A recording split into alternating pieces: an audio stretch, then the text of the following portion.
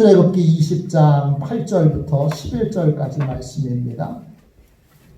우리 한 주만 더 이 말씀 보도록 하겠습니다. 십계명을 통해서 우리 예배의 소중함을 새롭게 배우고 있습니다. 여러 번만 배우는 것이 아니라 설교를 준비하며 묵상하는 저도 열심히 새롭게 배우고 있습니다. 8절부터 11절까지 말씀입니다. 우리 한 절씩 교독하도록 하겠습니다. 8절입니다. 안식일을 기억하여 거룩하게 지키라. 일곱째 날은 내 하나님 여호와의 안식일인즉 너나 내 아들이나 내 딸이나 내 남종이나 내 여종이나 내 가축이나 내 문 안에 머무는 객이라도 아무 일도 하지 말라. 이는 엿새 동안에 나 여호와가 하늘과 땅과 바다와 그 가운데 모든 것을 만들고 일곱째 날에 이었으리라. 그러므로 나 여호와가 안식일을 복되게 하여 그날을 거룩하게 하였느니라. 아멘. 할렐루야. 한 주간 동안도 잘 지내셨지요? 네, 명절에 고생 많이 하셔서 몸 아프신 분은 안 계신지, 또 자녀들한테 얘야 오지 말아라 해놓고 또 막상 안 오니까 섭섭해서 힘들어하셨던 분은 안 계신지 하나님이 위로해 주시고 또 만져주셔서 새 힘 얻으시기를 축원합니다. 십계명을 통해서 예배가 얼마나 소중한지를 다시 배우고 있습니다. 저도 예배라고 하는 그러한 초점에서 십계명을 보고 있는 것이 처음입니다. 십계명 전체가 예배에 대한 하나님의 명령으로 그렇게 해석될 수가 있습니다. 1, 2계명은 예배가 왜 중요한지를 설명해 줍니다. 3계명은 예배의 대상이신 하나님을 우리가 어떻게 대해야 하는지를 알려줍니다. 4계명은 예배를 위해 왜 시간을 따로 구별하여 떼어놓아야 하는지 이것을 우리에게 알려줍니다. 왜 예배를 위해서 하루를 온전히 따로 떼어놓아야 합니까? 예배를 위하여 여러분 하루를 확보해야 나머지 6일 동안 주중의 삶에도 예배하는 삶을, 하나님과 동행하는 삶을, 하나님께 영광 돌리는 삶을 살 수 있기 때문입니다. 왜 예배를 위해 하루를 따로 떼어 구별해 놓아야 할까요? 또 다른 이유가 있는데 하나님은 예배를 통해서 우리에게 복을 주시기 때문입니다. 여러분 창세기 20장 11절 말씀을 보세요. 창세기 20장 11절 말씀입니다. 제가 읽겠습니다. 이는 엿새 동안에 나 여호와가 하늘과 땅과 바다와 그 가운데 모든 것을 만들고 일곱째 날에 쉬었습니다. 그러므로 나 여호와가 안식일을 복되게 하여 그날을 거룩하게 하였느니라. 하나님께서 안식일을 복되게 하셨습니다. 사람이 아니고요. 하나님께서 안식일을 거룩하게 하셨습니다. 복되게 하셨다. 이 말이 여러분 히브리어로는 바라크입니다. 제가 히브리어 헬라어를 설교 시간에 많이 쓰는데 제일 많이 쓴 단어를 꼽는다면 아마 이 단어일 겁니다. 바라크. 많은 분들이 알고 계시는 것처럼 바라크라는 말은 하나님께 무릎을 꿇는다 이런 뜻이에요. 하나님께 무릎을 꿇고 하나님의 뜻에 복종한다. 이것이 바라크예요. 그러면 하나님의 뜻에 무릎 꿇어 복종하는 자에게 복이 내려지는데 그것이 바로 하나님이 복되게 하신다라는 의미의 내용입니다. 하나님이 안식일을 복되게 하셨습니다. 무슨 뜻이죠? 안식일을 거룩하게 지키라는 하나님의 명령 앞에 내가 무릎을 꿇는 것입니다. 내 상황, 내 형편, 내 가치관, 내 감정을 다 내려놓고 안식일을 거룩하게 지키라고 하는 하나님의 명령 앞에 무릎을 꿇고 무조건 항복하는 것입니다. 이것이 바로 안식일을 복되게 하신다라는 뜻의 내용입니다. 오픈도어 선교회를 세운 브라더 앤드류 선교사님은 젊었을 때 자카르타 전투에 참여했습니다. 전투에 참여해서 퇴각을 하다가 발 쪽에 폭탄이 떨어졌습니다. 그래서 큰 부상을 입게 됐습니다. 그는 야전병원에 입원하게 됐는데 거기서 파트리샤라고 하는 간호사를 만나게 됩니다.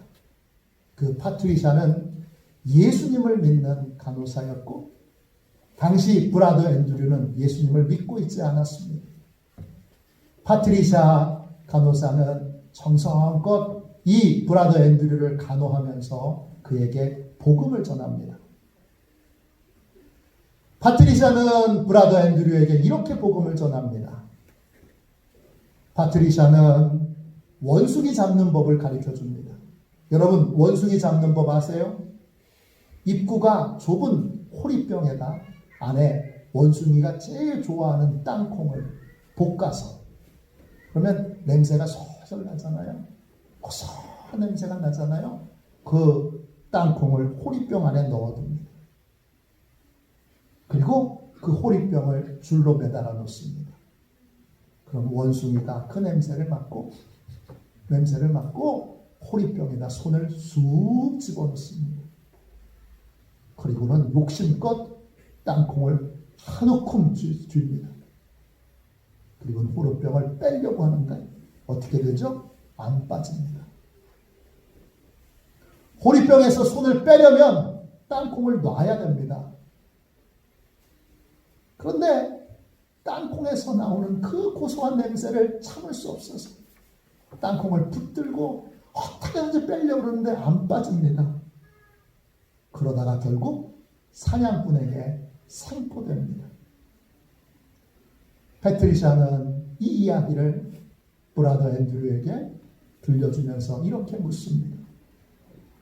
당신은 당신 자신을 결박하고 있는 것이 어떤 것인지 다시 생각해 보십시오. 자신을 결박하고 있는 어떤 것을 붙잡고 그것을 포기하고 놓지 않기 때문에 그렇게 묶여 있는 것이 없습니까? 구원의 기쁨과 구원의 감격을 얻으려면 당신이 붙잡고 있는 것을 내려놓아야 합니다. 포기해야 됩니다. 그래야 자유를 얻습니다. 하나님의 복을 받으려면 반드시 내가 붙잡고 있는 것을 포기해야 합니다. 주의를 온전히 지키지 못하게 만드는 것들 우리에게 많이 있습니다. 상황도 가치관도 생각도 감정도 너무나 많습니다. 그것을 어떻게 해야 되죠? 내려놓아야 합니다.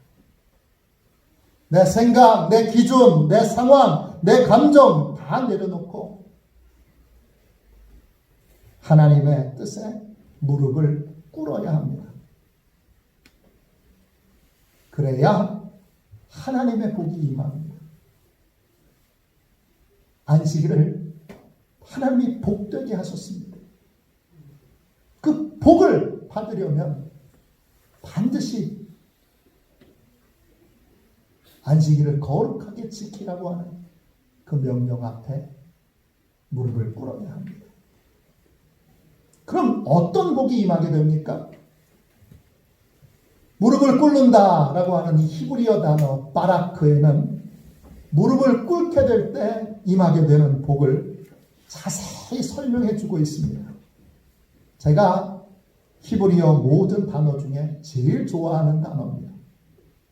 어떤 복이 임하게 됩니까?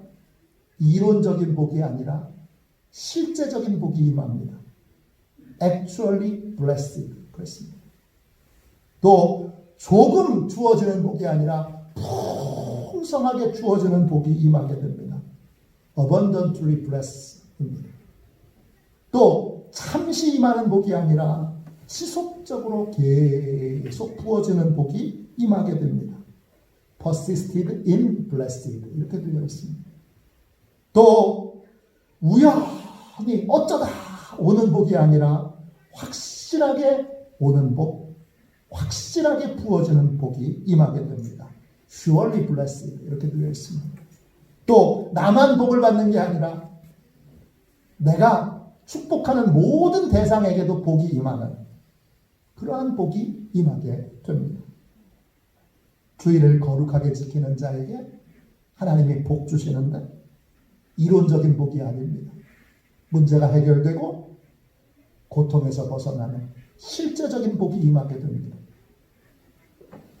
온전한 예배자에게 주시는 복은 작은 모양으로 오지 않습니다. 하나님의 복은 여러분 상상할 수 없는 큰 크기로 넘치도록 복이 부어집니다. 이사야 41장 17절 18절에 이런 말씀이 있습니다. 제가 천천히 읽어드릴 테니까 잘 들어보십시오.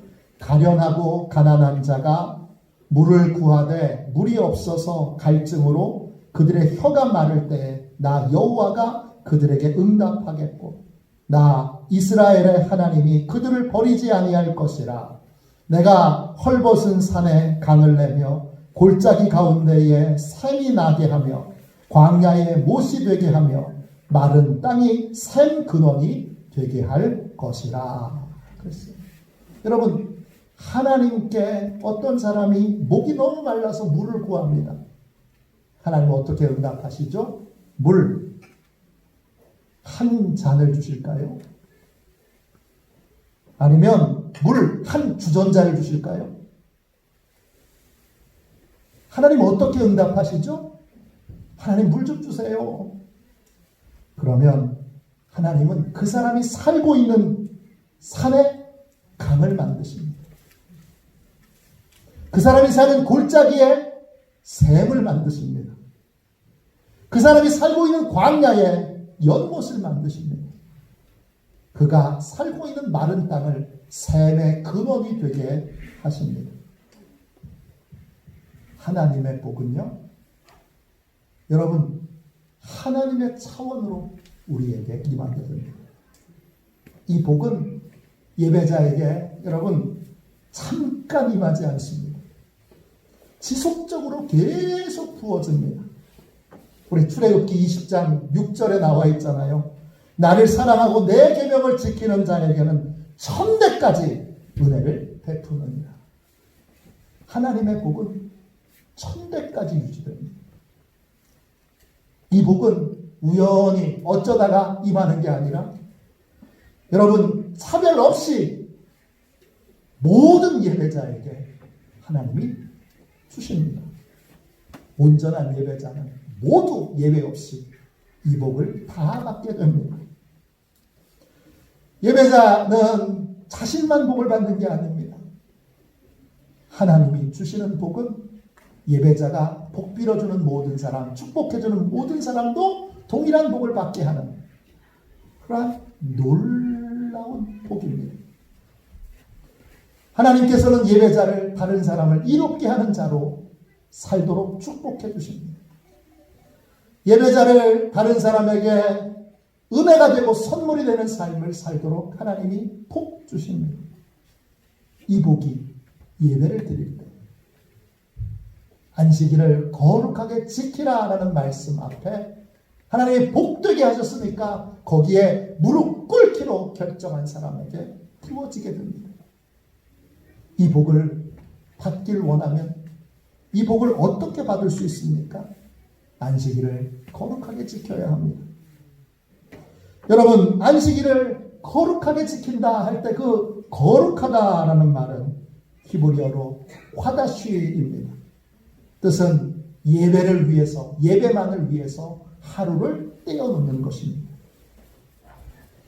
어떤 일이 있어도, 어떤 상황에서도 예배를 위한 하루를 더럽히지 않는 것입니다. 지켜내는 것입니다. 이때 안식일은 여러분 주일입니다. 주일은 진정한 안식일이고 회복된 안식일이고 그리고 새로운 안식일입니다. 원래 유대교의 안식일은 여러분 금요일 저녁부터 토요일 저녁까지입니다. 유대교는 저녁부터 하루가 시작됩니다.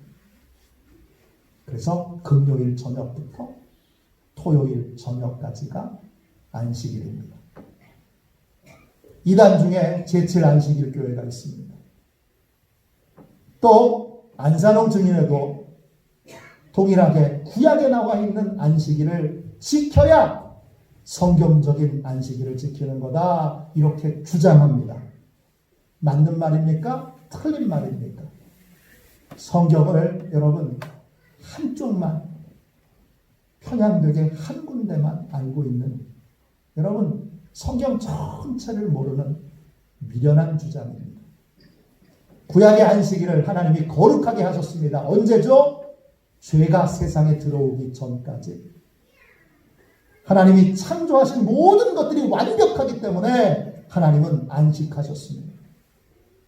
그 땅의 주인으로 모든 것을 창조하신 창조주로 하나님은 편안하게 안식하셨습니다. 그런데 아담과 하와가 범죄한 이후에 세상에 죄가 들어온 이후에는 하나님은 더 이상 안식을 누리실 수 없습니다. 왜냐? 죄로 물든 영혼들을 구원하기 위해 다시 일하셔야 합니다. 죄로 파괴된 세상을 회복하기 위해 하나님은 쉬지 못하시고 주일에도 쉬지 못하시고 안식일에도 쉬지 못하시고 하나님은 계속 일하고 계십니다. 요한복음 5장에 보면 베데스다 연못가에 38년 된 중풍병자를 예수님이 안식일에 고쳐주십니다. 예수님을 박해하려는 사람들이 예수님이 안식일을 범했다고 공격을 합니다. 그때 예수님께서 이렇게 말씀하십니다. 요한복음 5장 17절입니다. 예수께서 그들에게 이르시되 내 아버지께서 이제까지 일하시니 나도 일한다. 예수님께서 안식일에 병자를 고쳐주신 이유는 하나님께서 일하시기 때문입니다. 죄가 세상에 들어온 이후 하나님은 영혼을 구원하시기 위해 쉬지 못하십니다. 죄가 세상에 들어온 이후 파괴된 세상을, 망가진 세상을 고치고 회복하기 위해 하나님은 쉬지 못하십니다. 예수님께서 이 땅에 오셨습니다. 왜 오셨지요? 쉬지 못하시는 하나님을 다시 쉬시도록 하기 위해 이 땅에 오셨습니다. 하나님이 다시 쉬시려면 죄의 문제를 해결해야 합니다. 죄로 인하여 모든 인간들이 지옥 형벌을 받은 상황에서는 사랑의 하나님은 하나님이 창조하신 그 귀한 영혼들이 지옥에 가는 것을 눈으로 보실 수 없습니다. 그들을 돌이키기 위해 하나님은 쉬실 수 없습니다. 그래서 예수님이 인간의 죄의 문제를 해결하기 위해 이 땅에 오셨고 십자가에서 대신 우리의 죄값을 치르시고 죽으심으로 드디어 하나님이 새로운 안식을 누리실 수 있는 길을 만드셨습니다. 그것이 십자가와 부활로 이루어진 것입니다. 부활의 날은 죄의 문제가 해결된 날입니다. 이제 우리가 예수님을 나의 주님으로 나의 왕으로 모시고 예수님의 인도하심을 따르기로 결정하기만 하면 예수님이 십자가에서 이루신 용서가 나의 용서가 됩니다. 예수님께서 십자가에서 이루신 공로가 나의 공로가 됩니다. 부활의 날 쉬지 못하시는 예수님께서 다시 안식을 시작하실 수 있게 되었습니다. 그날이 바로 안식 후 첫날 새벽, 즉 일요일입니다.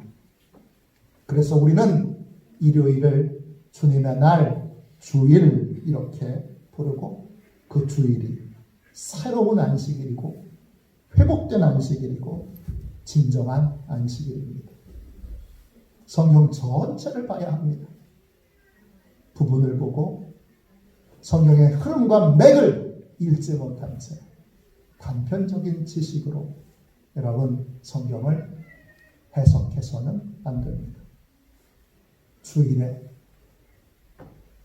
우리는 하나님의 명령대로 주일을 거룩하게 지켜야 합니다. 그래야 하나님의 이 놀라운 복을 받을 수 있습니다. 하나님은 주일에 어떻게 하나님을 예배하라고 명령하셨습니까? 첫 번째, 하나님은 주일에 성회로 모여서 하나님을 예배하라고 명령하셨습니다. 레위기 23장 3절입니다. 제가 잘 읽어드릴 테니까 잘 들으십시오. 엿새 동안은 일할 것이요 일곱째 날은 쉴 안식일이니 성회의 날이라. 너희는 아무 일도 하지 말라. 이는 너희가 거주하는 각처에서 지킬 여호와의 안식일이니라. 주일은 성회의 날입니다. 성회란 히브리어로 미크라입니다. 뜻은 불러 모으다, 소집하다, 호출하다, 소환하다, 읽다, 낭독하다 이런 뜻입니다. 성회의 날은 온 회중이 하나님 앞에 모여 하나님을 예배하고 하나님의 말씀을 듣는 날입니다. 온 회중이 하나님 앞에서 자신의 교만과 거짓을 벗어버리고 십자가의 은혜로 거룩함을 입기 위하여 하나님의 말씀을 듣는 날이 바로 주일입니다. 아담과 하와가 범죄한 이후 아담과 하와는 자신의 죄를 가리기 위해 무화과 나무 잎으로 옷을 해 입었습니다. 인간이 만들어 놓은, 인간이 자기의 죄와 허물을 가리기 위해 만들어 놓은 이 옷, 이 무화과 나무 옷을 벗어버리고 하나님 앞에, 하나님의 말씀 앞에 섰을 때 하나님은 여러분 아담과 하와에게 가죽옷을 입혀주셨습니다. 예배는 무엇입니까? 성회로 모여서 뭘 해야 하는 겁니까? 말씀을 듣고 내 교만과 거짓의 옷을 벗어버리고 하나님이 새로운 가죽옷을 입혀주시고 영원히 내 허물을 가려주시는 가죽옷을 입혀주시도록 하나님 앞에 벌거벗고 서는 것이 바로 성회로 모여 드리는 예배의 내용입니다. 왜 가죽옷입니까? 가죽옷은 누군가의 죽음으로 만든 옷입니다. 누구의 죽음으로 여러분 만든 옷을 하나님께서 우리에게 입혀주십니까? 성경 전체로 보면 예수 그리스도. 주일은 모든 교만과 위선을 벗어버리고 들킬까봐 감추고 숨겨왔던 죄를 벌거벗고 하나님 앞에 고백함으로 하나님이 씻어주시고 그리고 영원히 드러나지 않는 가죽옷으로 우리의 모든 죄와 허물을 완벽하게 가려주시는 예수 그리스도로 옷 입는 그러한 날입니다. 내가 가리기 위해, 내가 숨기기 위해, 내가 감추기 위해 애쓰는 것이 아니라 예수 그리스도로 옷 입는 날, 그날이 바로 주일입니다. 로마서 13장 14절입니다. 오직 주 예수 그리스도로 옷 입고 정욕을 위하여 육신의 일을 도모하지 말라. 여러분, 주일은 주님 앞에 나와 말씀을 들으며 스스로 만든 옷을 벗어버리고 스스로 나는 괜찮은 사람이야, 나는 착한 사람이야, 나는 선한 사람이야, 그렇게 내가 만들어 놓은 나의 위선의 껍질들을 다 벗어버리고 예수 그리스도를 입기 위하여 십자가의 은혜 앞으로 나오는 날입니다. 브래던 매닝이 쓴 책, 그의 회고록 모든 것이 은혜다, All is grace, 모든 것이 은혜다 라는 책에 이런 고백이 나옵니다. 하나님은 벌거벗은 채 진리 속에 사는 것이 옷을 입고 거짓과 환상 속에서 사는 것보다 낫기 때문에 인간의 공로로 덕을 쌓으려는 저의 교만과 거짓을 다 벗겨내셨습니다. 제가 알고 있었던 신앙의 십자가가 마침내 예수 그리스도의 살과 피를 입게 된 것입니다. 이 모든 것이 은혜입니다. 하나님이 여기까지 도우셨습니다. 모든 성도들이 주일마다 예배의 자리에 나와 동일한 고백을 하나님께 드려야 합니다. 저의 거짓과 교만을 하나님이 다 벗겨내시고 진짜 은혜로 예수 그리스도를 입혀주셨습니다.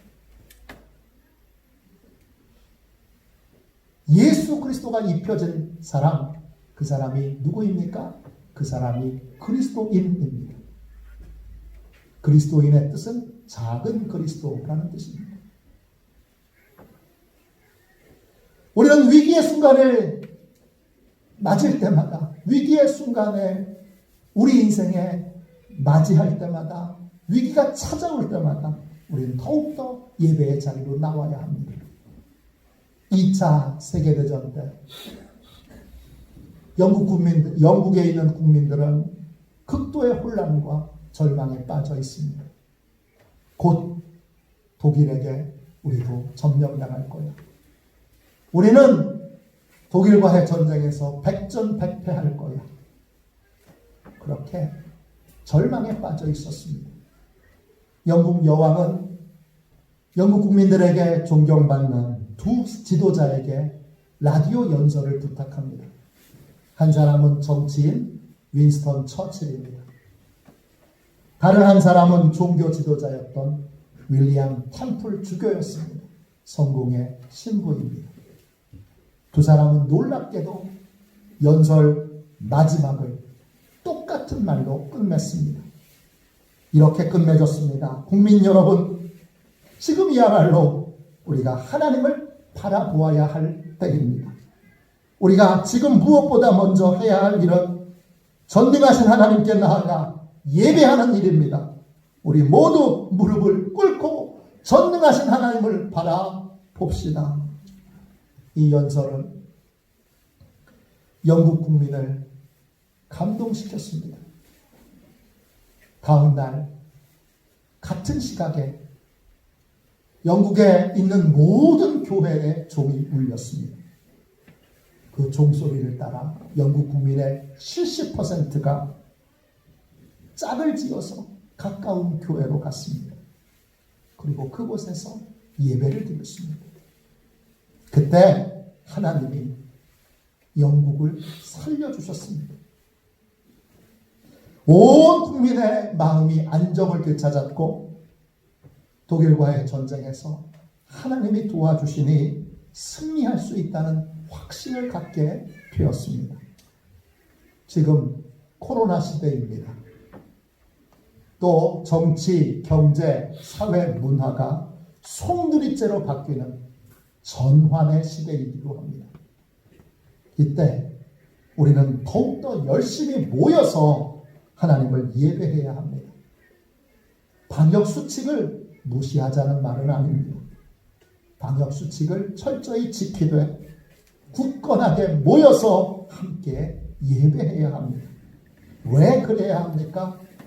그래야 하나님의 은혜를 입을 수 있고, 그래야 하나님의 도움을 받을 수 있고, 그래야 하나님의 복을 받을 수 있기 때문입니다. 할렐루야. 하나님께서 주일을 어떻게 예배하라고 명령하셨습니까? 둘째 주일에는 하나님께서 정하신 자리에서 예배하라고 명령하셨습니다. 레위기 19장 30절입니다. 내 안식일을 지키고 내 성소를 귀히 여기라. 나는 여호와이니라. 하나님은 분명히 말씀하셨습니다. 성소를 귀하게 여기라. 성소는 하나님이 예배하도록 정해놓은 자리입니다. 귀히 여긴다라는 말은 히브리어로 야레입니다. 경외한다, 두려워한다 이런 뜻입니다. 하나님을 경외하는 사람은 하나님을 만나는 자리도 경외합니다. 교회는 건물이 아닙니다. 교회는 성도 자체가 교회입니다. 그런데 많은 분들이 이 말을 오해합니다. 건물로서의 교회인 예배당은 그러면 어디든 어떻게 되든 상관없다는 말로 그렇게 오해합니다. 그러나 여러분, 하나님이 분명히 말씀하셨습니다. 내 성소를 귀히 여기라. 우리는 예배할 때 반드시 하나님께서 정해놓으신 예배의 자리에 모여서 함께 예배드려야 합니다. 하나님이 정하신 곳에서 예배하는 것, 그것이 성소를 귀히 여기는 것입니다. 레위기 26장 2절에는 이렇게 되어 있습니다. 너희는 내 안식일을 지키며 내 성소를 경외하라. 나는 여호와이니라. 성소를 경외하라고 했습니다. 이때 단어도 동일하게 야레입니다. 성소는 하나님이 정하신 예배의 자리입니다. 구약에서는 회막이었고 또 성막이었고 또 성전이었습니다. 우리에게도 하나님이 예배하도록 명하신 성전이 있습니다. 우리는 주일마다 성전에 모여서 예배를 드려야 합니다. 제가 인터넷 예배, 온라인 예배가 주일 예배를 대신할 수 없다고 분명하게 여러분에게 선언하는 이유가 여기에 있습니다. 하나님을 경외하는 자는 성전도 경외합니다. 교회가 성도다. 그러니까 예배당은 아무 곳에나 있어도 된다. 하나님 어디나 계시니까 예배는 어디나 드려도 된다. 성전을 소중히 여기고, 여러분 강단을 매일 기도하면서 닦고, 성전을 매일 제단 앞에 나와 무릎을 꿇고 성전을 눈물로 적시는 사람의 그 수고와 그 헌신을 여러분 하찮게 여기는 분들이 있습니다. 그건 성경을 하나만 알고 전체를 모르는 사람의 어리석은 생각입니다. 우리는 성전을 소중히 여겨야 합니다. 우리 교회 성전을 소중히 여겨서 매일 옷을 가꾸는 분도 계시고, 화장실 청소하시는 분도 있고, 주일 되기 전에 예배당 전체를 청소하시는 분도 있고, 또 자기가 맡은 청소구역을 청소하시는 분도 있고, 또 주방에서 열심히 봉사하시는 분도 있고, 또 여러분 쓰레기를 분리해서 쓰레기만 또 치우는 분이 있고, 여러 분들이 있습니다. 그분들이 여러분, 교회가 성도가 교회인데 저렇게 하는 거는 미신적인 거야. 여러분, 그게 왜 미신적인 겁니까? 미신적이라고 얘기하는 사람은 성경에 여러분 하나는 알고 더 중요한, 더 깊이 있는 건 모르는 사람입니다. 성전에 있는 모든 선물 하나하나는 다 귀하고 소중한 것입니다. 이 성전을 짓기 위해 여러분 얼마나 많은 분들의 헌신과 눈물이 있었습니다. 저는 그래서 성전을 짓기 위해 눈물로 희생한 그 헌신한 경험이 없는 그냥 신학교에서 신학생들만 가리키면서 떠드는 신학자들의 말에 항상 분노합니다. 교회가 뭔지 모르는, 성전이 뭔지 모르는, 그리고는 아무 데서나 예배해도 된다고. 이 성전을 세우기 위해 얼마나 많은 성도들의 피와 눈물이 담겨 있는지 모르는 이 어리석은 생각들, 여러분, 우리는 절대 동의해서는 안 됩니다. 그 하나만 알고 더 중요한 걸 모르는, 하나님이 분명히 말씀하셨습니다. 내 성소를 귀히 여기라, 내 성소를 경외하라 그랬습니다. 예배를 소중히 여기는 사람은 예배당도 소중히 여기고 예배당을 가꾸기 위해 힘을 다합니다. 예배당에 쓰레기가 떨어져 있으면 얼른 가서 줍고, 나무가 여러분 많이 우성해져 있으면, 무성해져 있으면 누가 시키지 않아도 와서 여러분 여러 가위질을 하며 성전 구석구석을 섬기고 살피고, 그렇게 여러분 신앙생활을 합니다. 우리의 여러분 믿음의 선조들이 그렇게 신앙생활을 해오지 않았습니까? 그래서 복을 받지 않았습니까? 그걸 여러분 폄하하고 그것을 어리석게 그렇게 취급하는 것은 정말 어리석은 태도입니다. 여러분, 하나님은 분명히 하나님께서 정하신 자리에서 모여 예배하라고 명령하셨습니다. 세 번째, 주일을 하나님은 어떻게 예배하라고 명령하셨습니까? 주일에 모든 사람들이 다 예배의 자리에 나오도록 적극적으로 도우라고 명령하셨습니다. 10절 말씀 보십시오. 출애굽기 20장 10절입니다. 일곱째 날은 내 하나님 여호와의 안식일인즉 너나 내 아들이나 내 딸이나 내 남종이나 내 여종이나 내 가축이나 내 문 안에 머무는 객이라도 아무 일도 하지 말라. 하나님은 나만 예배하러 나오는 것 원하지 않으십니다. 모든 사람들이 다 예배의 자리에 나오도록 도우라고 명령하십니다. 우리의 가족들, 자녀들 예배의 자리에 나오도록 적극적으로 도와야 합니다. 종이나 객이나 심지어 가축까지도 주일에 예배드리도록 쉬도록 명령하십니다. 출애굽기 23장 12절입니다. 너는 엿새 동안 내 일을 하고 일곱째 날에는 쉬라. 내 소나 나귀가 쉴 것이며 내 여종의 자식과 나그네가 숨을 돌리리라. 하나님은 모두가 예배하도록 예의 없이 쉬도록 명령하십니다. 사람도 쉬어야 하고 가축도 쉬어야 합니다. 아무리 바빠도 예배하는 날에는 예배를 위해 일을 멈춰야 합니다. 출애굽기 34장 21절입니다. 너는 엿새 동안 일하고 일곱째 날은 쉴지니 밭 갈 때나 거둘 때도 쉴지니. 농사에서 제일 바쁠 때가 언제입니까? 밭 갈 때, 그리고 추수할 때입니다. 가장 바쁠 때에도 예배드리는 날은 쉬어야 합니다.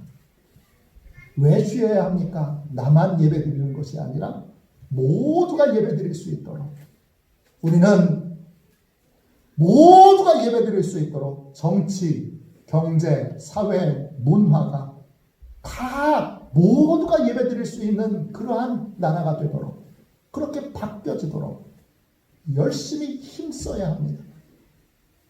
그래서 누구나 주일에는 쉴 수 있도록, 누구나 주일에는 예배드릴 수 있도록 해야 합니다. 거기서 끝나서는 안 되고 일을 쉬게 한 다음에는 열심히 뭘 해야 됩니까? 예배의 자리로 사람들을 초대해야 합니다. 그냥 쉬게만 하는 것이 아니라 열심히 예배의 자리로 초대하는 일들을 게을리하지 말아야 합니다. 그것이 여러분 주일을 거룩하게 지키는 것입니다. 우리는 안식일을 거룩하게 지키라는 명령을 받은 사람들입니다. 우리는 예배를 위해 일주일에 하루를 따로 구별하여 떼어놓아야 합니다. 이렇게 함으로 우리는 세상에 속한 자가 아니고 하나님에 속한 자임을 하나님 앞에서 드러내야 합니다. 에스겔 20장 12절에 이런 말씀이 있습니다. 내가 그들을 거룩하게 하는 여호와인 줄 알게 하려고 내 안식일을 주어 그들과 나 사이에 표징을 삼았노라. 주일을 거룩하게 지키는 것, 내가 하나님께 속한, 하나님께 용서받은, 하나님의 은혜로 거룩하게 된 하나님의 백성이라는 징표입니다. 거룩하게 주일을 지키는 것은 내가 하나님의 보호를 받는 그러한 하나님의 사람이라는 징표입니다. 내가 주일을 지키는 것이 아니라 주일이 나를 지켜주는 것입니다. 청교도들의 기도문 중에 이런 기도가 있습니다. 오 하나님, 저희에게 은혜를 잃어버리지 않는 은혜를 주옵소서. 오 하나님, 저희에게 은혜를 잊어버리지 않는 은혜를 주옵소서. 하나님이 베푸신 은혜를 잊어버리지 않기 위해 주일을 거룩하게 지켜야 합니다. 주일을 거룩하게 지킬 때 우리는 하나님이 베푸신 은혜를 잊어버리지 않고 늘 기억하며 은혜 가운데 삶을 살아갈 수 있습니다. 미국 중서부 어느 마을에 한 젊은이가 마리라고 하는 이름의 아가씨를 사랑하고 있습니다. 마리 아가씨는 이 청년이 별 볼 일 없는 청년으로 보입니다. 그런데 그 동네에 더 나은 남자가 없기 때문에 가끔씩 만나 주었습니다. 그러던 어느 날 그 청년에게서 편지가 한 통 왔습니다. 편지의 내용은 이렇습니다. 친애하는 마리, 나는 당신과 사귐을 끝내기 위해 이 편지를 쓰는 것이 아닙니다. 하지만 우리 사귐이 당신의 행복에 아무런 도움이 되지 않는다고 여겨지면 나는 기꺼이 당신을 포기하고 당신이 원하는 대로 하겠습니다. 답장하고 싶지 않으면 이 편지가 작별 인사가 될 테니 행복하게 사시길 바랍니다. 그러나 답장하려면 분명한 뜻을 밝혀주시기 바랍니다. 마리는 어떻게 했을까요? 이 청년의 편지에 답장하지 않았습니다. 그리고 그 청년을 잊어버렸습니다. 그 청년이 누구냐? 나중에 미국의 대통령이 된 링컨입니다. 마리는 자신의 운명을 바꿀 수 있는 놀라운 초대장을 받았습니다. 그러나 그 초대를 거절했습니다. 지금 하나님께서 놀라운 복을 준비하시고 우리를 복된 예배의 삶으로 초대하셨습니다. 우리는 영광스러운 초대를 받은 사람들입니다. 전심으로 주일을 거룩하게 지키기로 결단합시다. 예배로 모이기 위해 하루를 구별하기로 결단합시다. 하나님께서 정하신 자리에서 예배하기 위해 하루를 따로 떼어놓기로 결단합시다. 모두가 예배할 수 있도록 적극적으로 돕고 예배의 자리로 사람들을 초대하는 일들을 게을리하지 않기로 결단합시다. 이 거룩한 결단에 하나님의 놀라운 은혜와 하나님의 놀라운 복이 임하게 될 것입니다. 이 놀라운 결단으로 영원한 하나님의 복을 받는 저와 여러분이 되시기를 주님의 이름으로 축원합니다. 이 시간 우리 함께 찬양하도록 하겠습니다. 우리 찬송가로 찬양하도록 하겠습니다.